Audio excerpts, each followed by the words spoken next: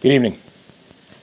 Today, we're thinking about the families of Dolian Cabrera and Menor Sandoval, who were recovered and identified yesterday. We pray for all of the victims of the Key Bridge collapse and also all of their loved ones. And our hearts are with their families, and we are so sorry about this tragedy. Nuestros corazones están con las familias. Lamentamos mucho esta tragedia. Now, before I walk through our progress today, I want to provide a breaking update that we just received in the last few hours. This morning, we submitted an initial $60 million request to the Biden-Harris administration for initial mobilization, operations, and debris recovery efforts. And I can report that as of this afternoon, the Biden-Harris administration has approved that request.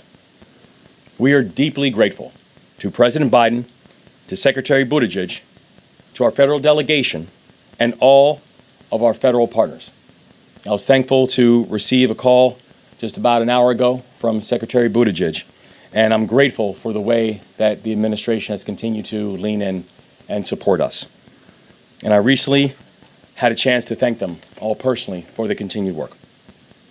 And this evening, I'm also thinking about the first responders and the emergency professionals who have been with us every step of the way. This afternoon, our team was at Camden Yards for opening day, where we met with first responders and their families who joined us for the game.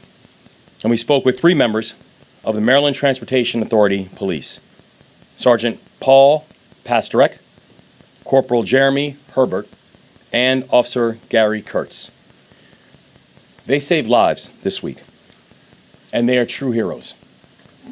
We had a chance to speak about not just the lives that they saved by being able to halt traffic just as the bridge was collapsing, but also the unimaginable reality that even after the bridge had collapsed, had that traffic not been stopped in the darkness, cars would have continued to come. So the life-saving work that they did cannot be overstated, and our gratefulness is everlasting.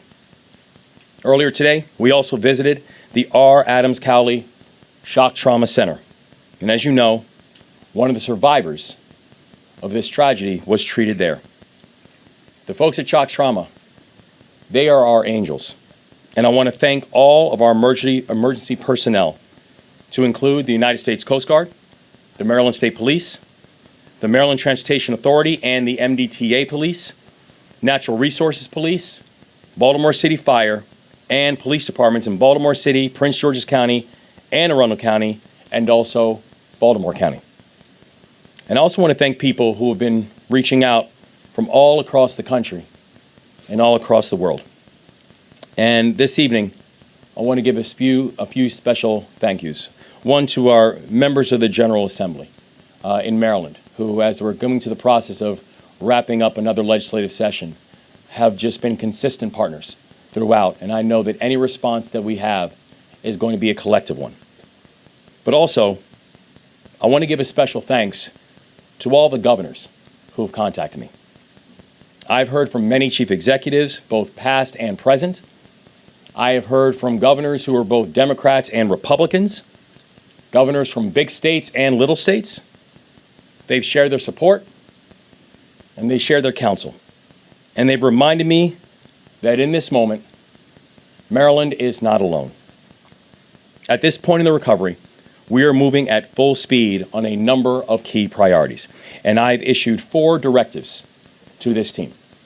The first, we need to continue to focus on recovery, because it is our obligation to bring a sense of closure to these families.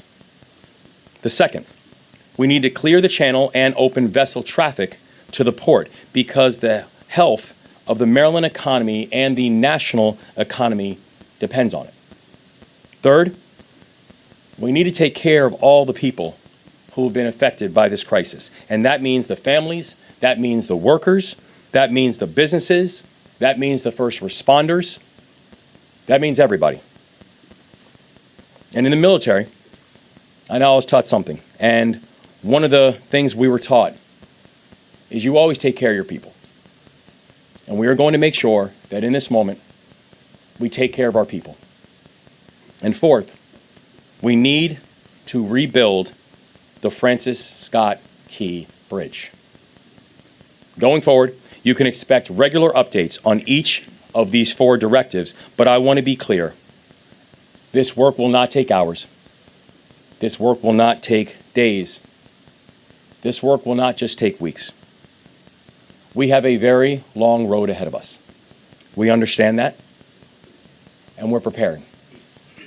And yesterday morning, our team and members of the federal delegation traveled to the site of the collapse on a Coast Guard cutter. You've had a chance to see the wreckage from far away. Yesterday, we had a chance to see it up close. And when you have a chance to see that wreckage up close, you fully understand the enormity of the challenge. This is an incredibly complex job, and our timeline will be long. And all of us can remember when the container ship that got stuck in the Suez Canal a few years ago, when that happened. It's important to remember that it took 5 weeks to dislodge that ship. Well, if you think about what the dolly is almost as long as the Eiffel Tower. And the dolly has the key bridge on top of it. We're talking 3,000 to 4,000 tons of steel that's sitting on top of that ship. So we've got work to do, but we're moving. So first, on recovery, the best evidence we have at this time suggests that to advance our recovery efforts, we need to do more work in order to clear the channel. As of last night, the Maryland State Police have suspended diving operations due to security concerns, and further engineering analysis is ongoing to determine our next steps to bring closure to the families and set the course for salvage operations. As of this morning, I also received a briefing from the Unified Command on the extraordinary conditions our divers are working under. What our divers are seeing right now is that water is so dark and the debris is so dense that in most instances, our divers cannot see any more than a foot or 2 in front of them. So much of the operation is simply feel. These divers have been methodical, they've been disciplined, they have been courageous, diving in darkness with objects all around them. And so to all of our divers, I want to let them know that we are grateful for their service. Second, on clearing the channel and opening the vessel traffic to the port, I've said it before, I will say it again, and I will keep on saying it. This is not just about Maryland. This is about the nation's economy. The port handles more cars and more farm equipment than any other port in America. And at least 8,000 workers on the docks have jobs that have been directly affected by this collapse. Our economy depends on the Port of Baltimore, and the Port of Baltimore depends on vessel traffic. Yesterday, we were briefed by the commander of the U.S. Army Corps of Engineers for the Baltimore District, and she laid out her team's efforts with the U.S. Navy to mobilize major resources from around the country at record speed to clear the channel. Under the leadership of Colonel Pinchason, the Army Corps is moving the largest crane in the eastern seaboard to Baltimore to help us. And it's estimated that that will arrive later on this evening. And third, taking care of our people. I want to provide 2 updates.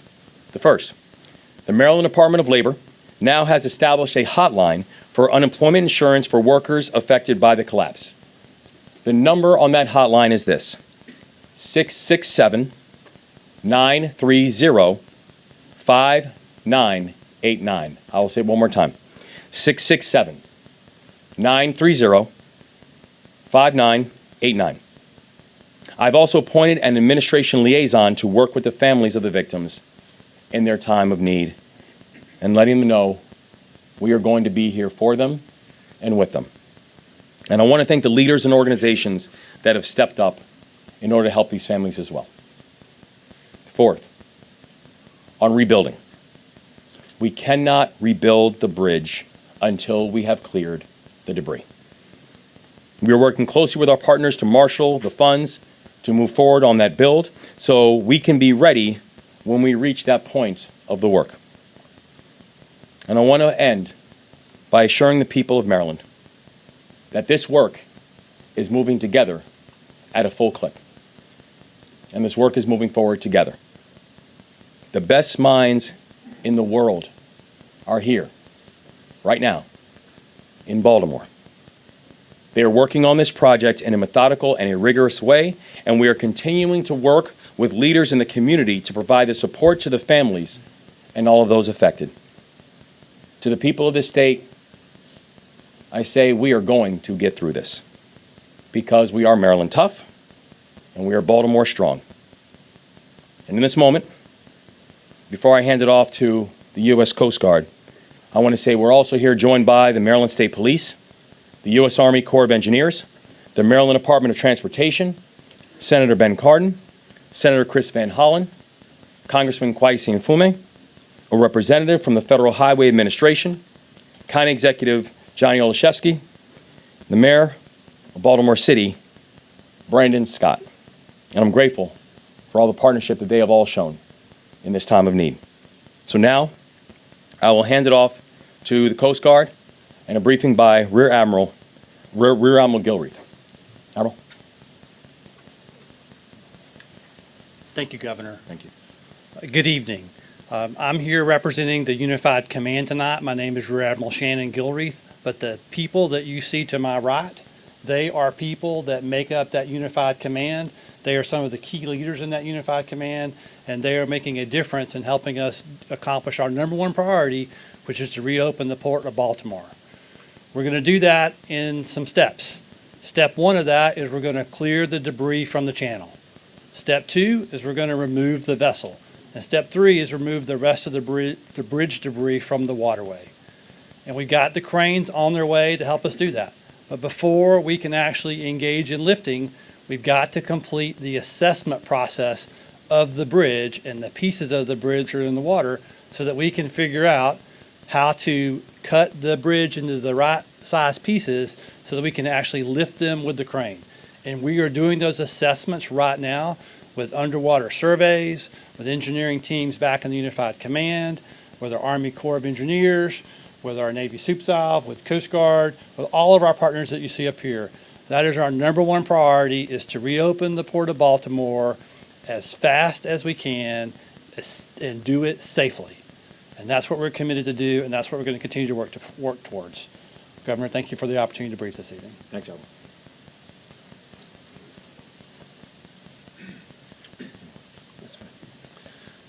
Good evening again. Paul Wiedefeld, Secretary of Transportation. First, again, I also want to echo the Governor's thanks to the Biden administration, U.S. Department of Transportation, excuse me, and our delegation for receiving those dollars, that's $60 million today, within hours of, in effect, asking for those. These dollars are essential for us to proceed quickly and safely with the debris removal, the demolition, traffic operations, and other emergency needs. We're very grateful, obviously, for the quick response. As you heard, our federal partners are focused on clearing the channel as the number one priority. MDOT's focus is also in that area, but also we have to do other things. First, we got to deal with the traffic implications of losing part of the 695 Beltway. Second, we have to work with the port on the job issues and on their business needs. And then third, we have to start the planning and the design for the rebuilding of the Key Bridge. In terms of traffic, we are already seeing the impacts along the alternative routes in our communities.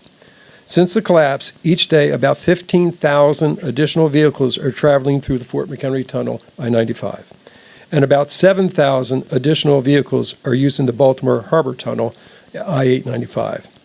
The bridge was also a crucial route for tractor trailers that cannot use these tunnels, the two tunnels. We anticipate 2,500 of these tractor trailers will use the west side of I-695. We are continuing to evaluate traffic flow in and around Baltimore and across the region and can make adjustments as needed.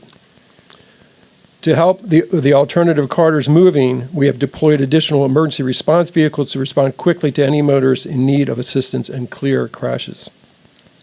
The second area of focus for us, again, is the workforce support that we're providing to the Port of Baltimore workers. To continue this work in partnership with the Maryland Department of Labor, as the governor mentioned, to identify impacted needs and what we can do. We're also looking at available U.S. DOT programs in that front as well.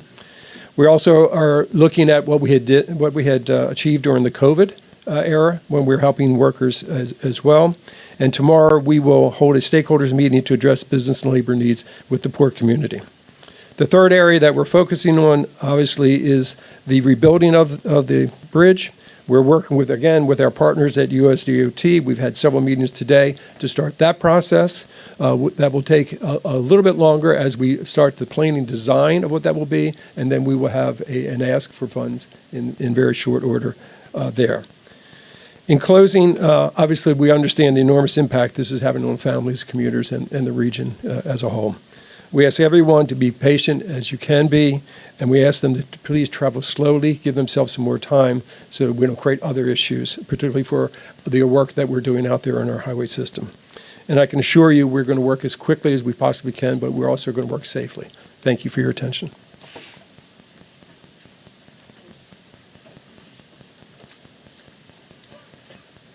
Senator Ben Cardin, I want to join all that are here with our prayers and condolences to the victims and their families. Our hearts go out to you, and our thanks to the first responders who literally saved lives and are working every day to get the port open and to get this bridge rebuilt as quickly as possible. Governor, I want you to know your federal delegation is with you. We thank the Biden administration for the quick action in regards to the emergency funding. We are pledged to work with you for any action that's necessary from Congress to make sure that you have the support you need to get that port opened as quickly as possible, the channel opened, and to get the bridge replaced with the type of bridge that we need to meet the current needs. We are committed to working with you. Our top priority right now is to get the channel opened because we recognize the economic impact that it has. I want to just underscore the point that we recognize that people are going to be disadvantaged and hurt by this transaction. We want to do everything we can to help. Let me just give you one example. We're working with Governor Moore and his office and the SBA administrator to make sure that those small businesses and independent contractors have the full services of the Small Business Administration to deal with their cash needs, as because their business is going to be affected and they may not be entitled to the same rights that employees are entitled to. We want to make sure these businesses move forward. So we're going to do everything to make sure this happens. I just really want to underscore with Senator Van Hollen and Congressman Mfume, we've heard also, Governor, from our colleagues, Republicans and Democrats, recognizing that what happened in Baltimore, a catastrophic event against a critical transportation infrastructure, that we at the federal government have a responsibility to make sure that we give you all the help you need to restore the port and restore the bridge. So we are committed to working with you, that you have all the tools you need so we can quickly open up the channel and rebuild the bridge. Thank you. And let me turn it over to Senator Van Hollen.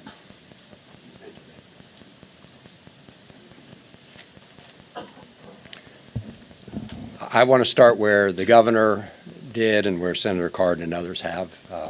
Our thoughts are with the families of the 6 construction workers who died. And we will be with them every step of the way. Thank you, Governor, for all the support your team has given to them, and also to the first responders who the governor described in detail the kind of risks they've taken on themselves to undertake this effort. I just want to provide a couple other facts about the federal role, and it's great to be working with my colleague and friend, Senator Cardin, Congressman Mfume, and the entire team Maryland. We are united, and as Senator Cardin said, we are hearing from our colleagues from around the country, Republicans and Democrats. I want to thank the President and the Biden administration, the Army Corps of Engineers, the Coast Guard, other federal agencies have deployed. They've been on site from the very beginning. Secretary Buttigieg was here and remains fully engaged. And the Army Corps of Engineers will cover the full costs of clearing the channel. We all recognize that getting the Port of Baltimore running again at full speed is a priority given all the jobs that are associated with it, all the small businesses, all the other businesses. And as the governor has pointed out, this is not just a Maryland issue, it's a national and global question. So I'm very pleased the Army Corps will be picking up those costs. As I understand it, there are 32 members of the Army Corps of Engineers on the ground right now surveying the situation. The Navy has been contracting with the salvage operation. There are 38 contractors under the Navy's oversight with respect to that. So this is happening right now, and as the governor said, we've got one of the big lifts, cranes coming. I think it's a 1,000-ton crane coming around midnight and another 400-ton crane coming Saturday for the operations to clear the channel. A word about the quick action that the governor and the secretary and others took to get the application in for the Federal Emergency Relief Program. This is a federal program designed for this kind of emergency. And as you heard, they've already been authorized for the $60 million from the federal government to cover all the costs of dealing with the surrounding traffic and issues that have come up since the bridge right now, of course, is collapsed and is on top of the ship. Importantly, that emergency relief program is also what will cover the lion's share of the costs of rebuilding the bridge. And the Department of Transportation also found the state eligible for that program today. So they authorized $60 million, but they have found the state eligible for the emergency relief funds, which will help cover the lion's share of the costs of reconstructing the Key Bridge. And Senator Cardin and I, working with the president, working with the governor and others, will be introducing legislation to cover the remainder that is not already covered under the emergency relief program. So we are here together as Team Maryland. I want to thank everybody who's been part of this effort. Governor, thank you again for bringing us all together. To the mayor and the county executive, thank you all for your leadership, and to the members of the General Assembly who are here. Again, the families remain in our prayers. We are going to get this done for the state of Maryland. And let me now turn it over to you. Congressman Mfume.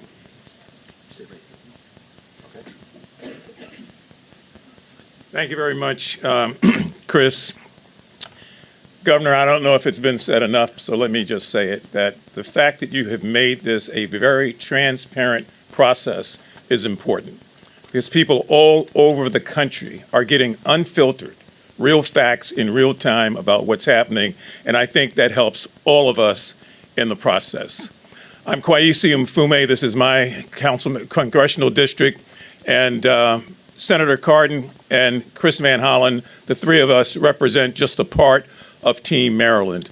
On this issue, I think it's fair to say that all of Maryland and their congressional delegation is a team, and you've seen some of the statements that have gone out and the one that will be going out. A couple of quick things. The main thing is the main thing is the main thing. So allow me to be redundant for just a moment. These families that are impacted can never, ever get enough of our condolences, our prayers, or our sympathies. It could have been any of us, anytime, anywhere, in a situation that we could not have predicted. So the reason we keep lifting them and asking you to lift them in prayer is because they will never be the same again. Now, as you've heard, the priority here is to clear the channel, to allow commerce to start up again. It is not an issue that just affects Baltimore.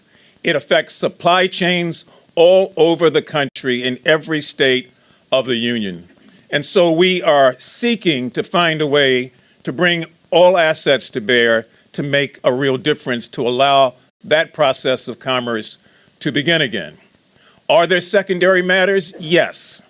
We're talking about the third largest estuary in the world and the first and largest estuary here in America, the Chesapeake Bay. It's a channel that's important for so many different reasons, whether it's aquatic life or anything else. We want to again say, as the governor and others have said, that these divers are putting themselves at great risk, but they continue to dive. We understand that there were hazmat materials in several of the containers. We're concerned about what happens if that gets into the bay. And we are concerned also that if for no other reason, people look at this as an American tragedy, not a tragedy just for this region. I've been in touch with the Speaker's office today. I expect that Speaker Johnson and I will talk at some point tomorrow morning, because one of the things that's important here for me on the other side of the aisle is to make sure that I say to my colleagues who are across the aisle that this cannot and ought not be a partisan issue. And I've seen some of the comments that have come about and some of the things that are being said. Please resist that. Democrats and Republicans have to find a way to work together on this. Otherwise, we will never get through it, and we will never decide the kind of future that we want, so that things like this are met with in the right way and dealt with in the right way. So my plea is to end any potential partisanship here and to find a way as Americans all over this country to work together. There will be insurance claims, yes. Money will be returned, yes. But in the process, we've got to move swiftly to clear the channel. And thank you, Governor. I want to thank the mayor and the county executive, all the other persons who have been involved. The Commandant of the Coast Guard will be here tomorrow, and I suspect we'll get even more information. Thank you very much.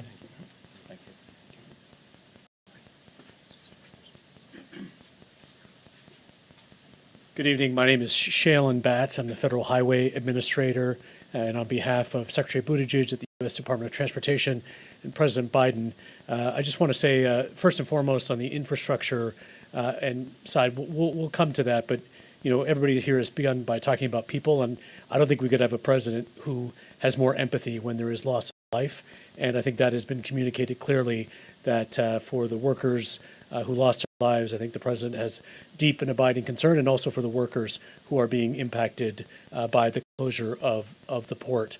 Was up here with Secretary Buttigieg on Monday, touring the site with the governor, the delegation, and it was a really fantastic turnaround of this application for the $60 million. And just to be clear, the emergency relief program that flows through the Federal Highway Administration, you know, this is the program that states will turn to when there are floods, fires, hurricanes, and other disasters, and this fits that category. And so we want to be clear that this is just a down payment, this $60 million. It is not the final payment. We will be here with Maryland DOT and Governor. I have to say that your DOT team, the toll authority team, have just been fantastic, really on top of the game as we work forward with this.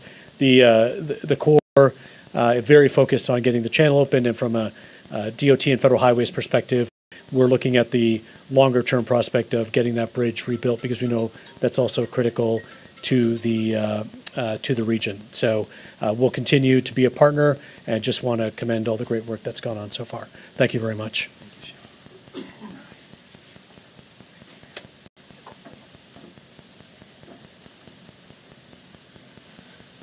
Good evening, Baltimore County Executive Johnny Olszewski, and these are truly unprecedented, trying times.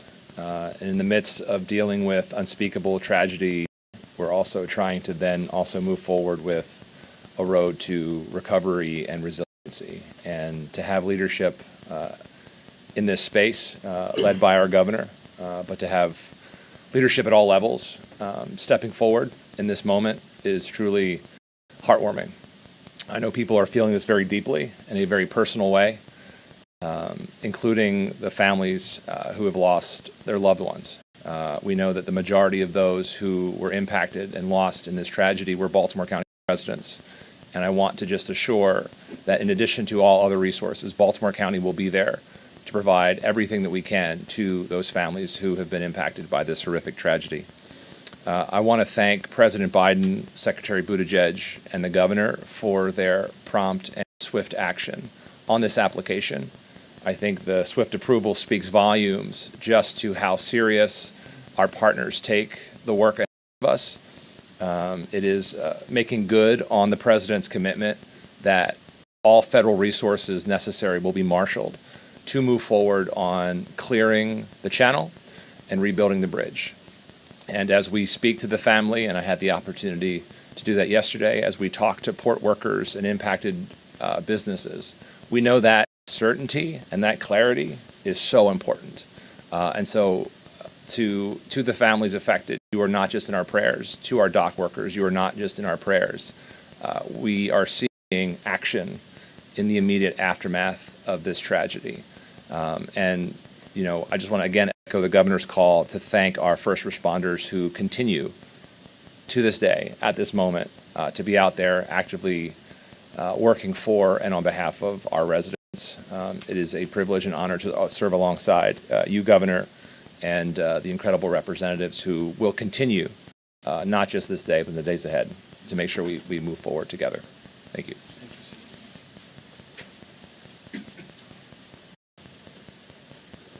Good evening. Mayor Brandon Scott of the City of Baltimore. First and foremost, our prayers and thoughts continue to be with the families of those who we lost and the thousands of people who are impacted by this horrific tragedy. As you know, both the governor and I were at opening day today, and we had time to spend with those heroic members of the Transit Authority Police Department who saved lives by shutting down bridge traffic. I also had the time to spend with some of my Baltimore City fire divers who dove right in and bravely searched for those who we tragically lost. Speaking with them, however, made a few things crystal clear for me. One, the dedication, determination, and selflessness of our first responders should never be questioned, ever. But two, the spirit and greatness of this city and state are in its people, like those courageous public servants. And that is why we cannot be broken. I looked into the eyes of these men who looked death dead straight in the eye and continued to do their job bravely. I didn't see brokenness or despair. I saw hope and determination, just as I see in all the well wishes coming from all over Baltimore and all over Maryland, all over this country for our city and our state to rebuild.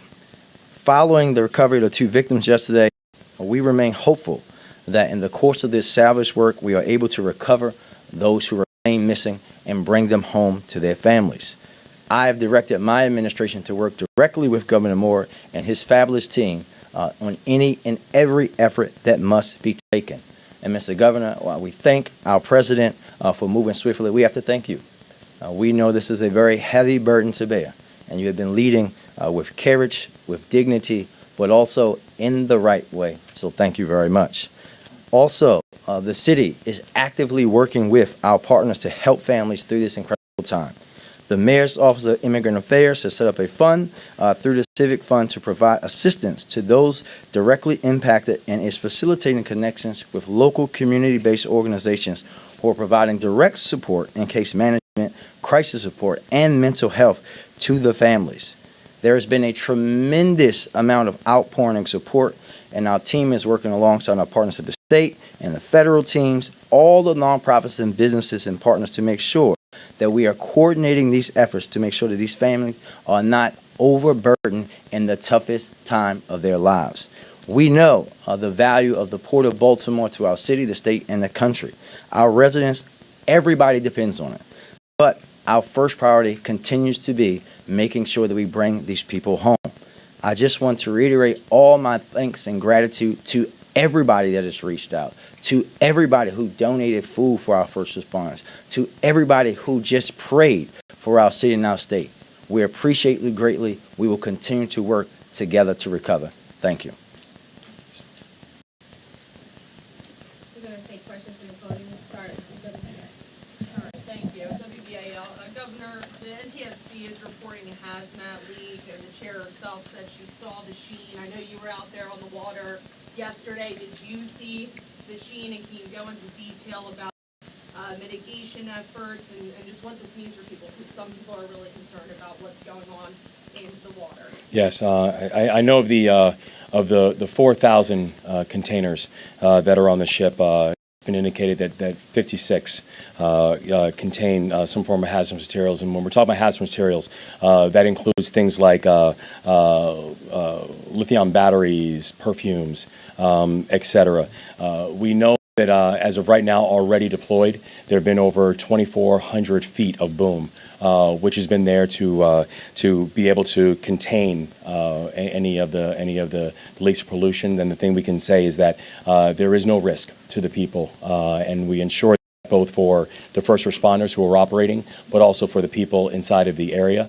We know the NTSB is going to continue doing their investigations, but of the 4,000 containers, it's been 56 that have shown some type of hazmat. Did you see the sheen when you were out there? Did you see it on the water? I personally did not know. Governor, my question is about the families. Have you had a chance to meet with all 6 families of the construction workers? And I know you said you visited the hospital today, you met with the survivor, but that other person who survived, who were hearing declined medical treatment, have you met with that individual as well, if those reports are true? So the people who we met with today at Shock Trauma were actually the physicians and nurses and doctors and medical personnel who were there on site that night to treat the individuals. And so I just spent some time with them just to say thank you for their work. I did have a chance to speak with one of the survivors prior, but that was 2 days ago that I had a chance to speak with him. And I did have a chance to speak with a room full of family members of the victims, and that was when I had a chance to both share time with them and also pray with them and for them. And it's just a follow-up to that fund. I don't know if it's not to answer that. People who do want to donate to the families, is it that fund they should donate to? Because now we're seeing a bunch of GoFundMes and things pop up. People who do want to help out these families. Yes, I would point them to the Mayor's Office of Immigrant Affairs and that fund, because we know that that one is working with the families and organizations that would be working directly with them. WYPR Baltimore Public Media.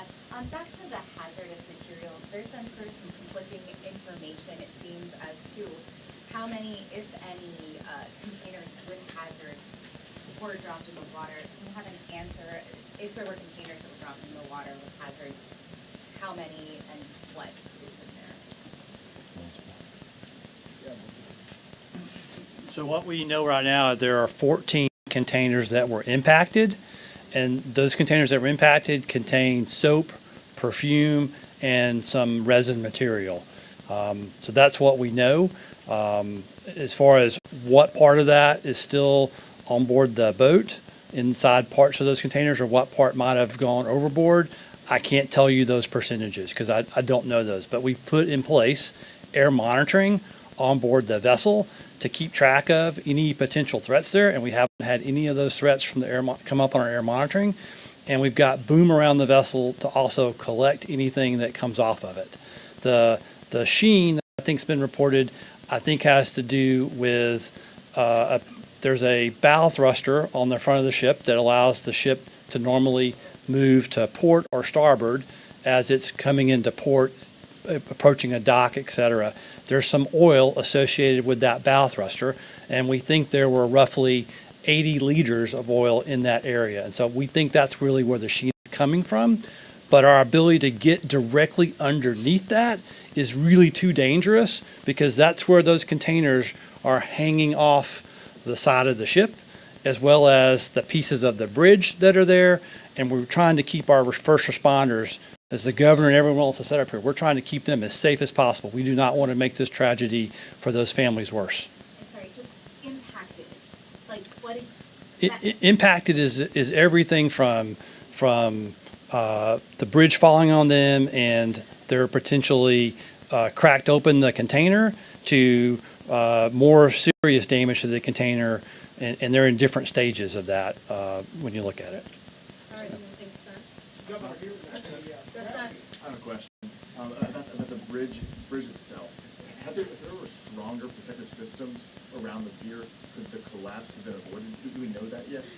We know that NTSB is conducting a thorough investigation into what happened. think it's still early days of the investigation, so we would not want to speculate as to what could have or should have been preventative. The thing that we know is that we are going to and will continue to focus on making sure that our infrastructure in our state is safe. But I know in that specific incident, NTSB is still in the early stage of their investigation. COP, please. Go ahead. What can you tell us, if anything, about how the construction workers on the bridge learned of what was ultimately about to happen? And separately, can you just give us the exact number of remaining construction workers that are still outstanding at this particular point? Yeah, so the investigation is still ongoing as to how individuals were notified once the initial Mayday call came in, and what we know right now is that there are still 4 individuals who we're still unaccounted for. 545. Yes, Governor. You've already touched on it, and the ball is rolling, and that is certainly good news with the facts and figures of the help that's already here. But from the heart, what do you say to the people of Baltimore in particular regarding what you call this very long road out there, what's happening? Notably, when talking about how this will certainly affect the commute, people's work, and their daily lives. What do you say to them? I'd say to the people of Baltimore is that there is no higher priority than making sure that we can return not just a sense of normalcy to them, but also continuing to give them an opportunity to live in a community that is growing and thriving. We have been moving on this literally since the early hours of when the incidents happened, and we haven't stopped, and we're not going to stop. That every priority in terms of how are we thinking about alternative routes, in terms of supporting their transportation needs, about making sure that we are both caring for the families and the victims while also making sure we're prioritizing the clearing of the channels and making sure that we are going to get the port of Baltimore opened and get this bridge rebuilt. And that is our core focus. To follow up, please, with Mayor Scott. Same question, Mayor. What do you say to the people of Baltimore in particular about how are you expecting them to come? I think the governor hit the nail on the head, Keith. This is a priority for all of us, but what we have to ask our residents is to be patient, because we have to not only do this quickly, but do it the right way so that every T is crossed, every I is dotted, and that we make sure that we are building our infrastructure to be stronger in the most quickest and fastest way. We all understand the importance and will be there to support our residents, but we have to do it the right way. All right, next, Brad Bell.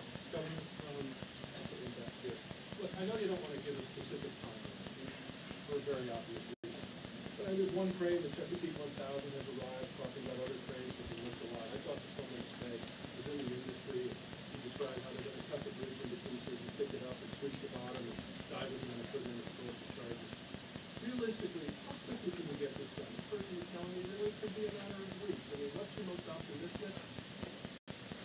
Again, I understand you don't want to be public on that, but what do you think you could really do? There is nothing that we will not do to be able to speed up and making sure that we have a swift and a proper conclusion, and make sure we're getting it complete, and making sure we're also doing it safely, making sure that we're also doing it in a coordinated fashion. And the thing is, if you look at the precedents on this, we understand that this is daunting. This is complicated.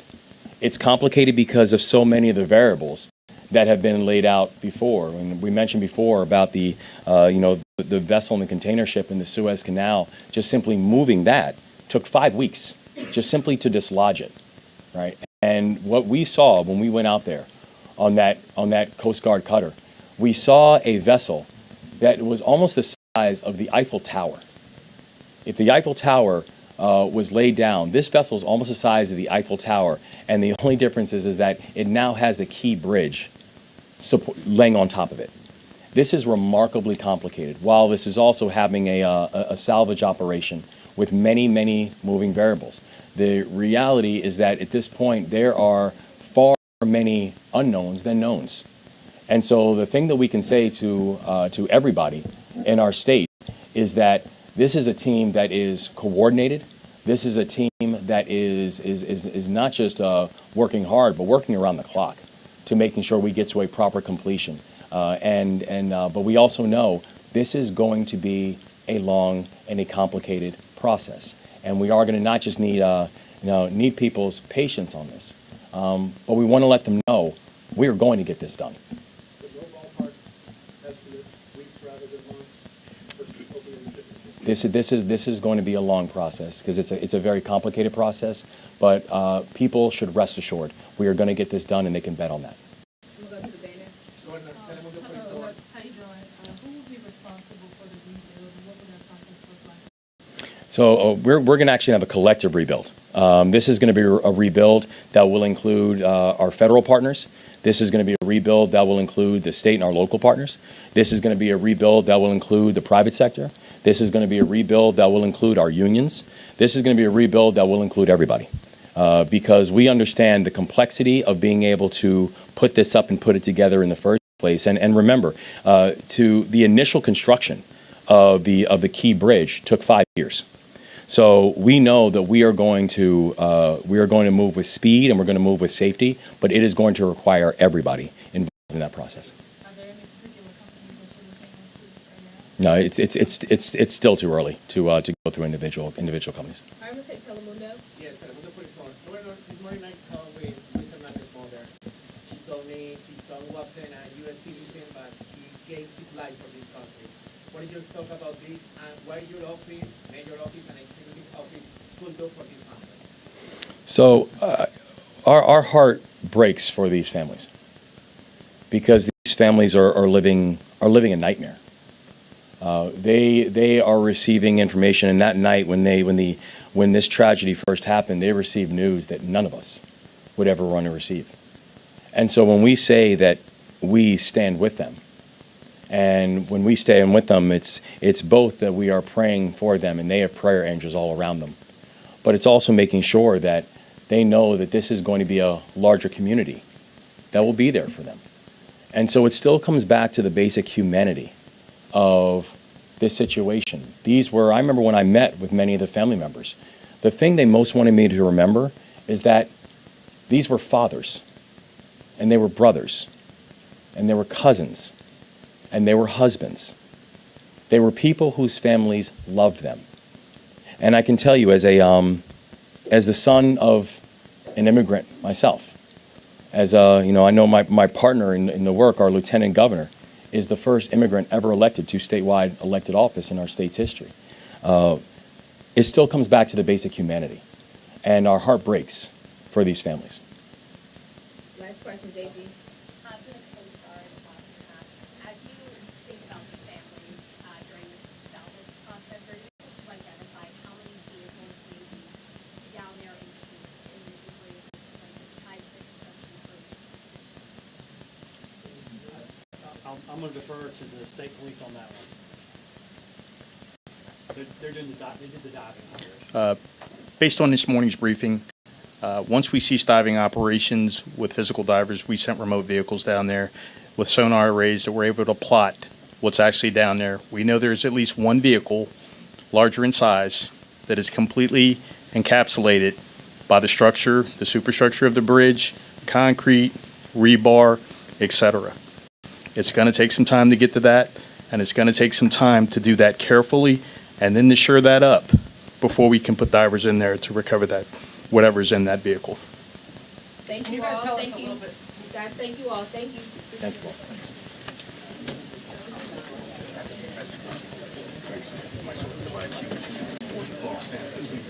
you all.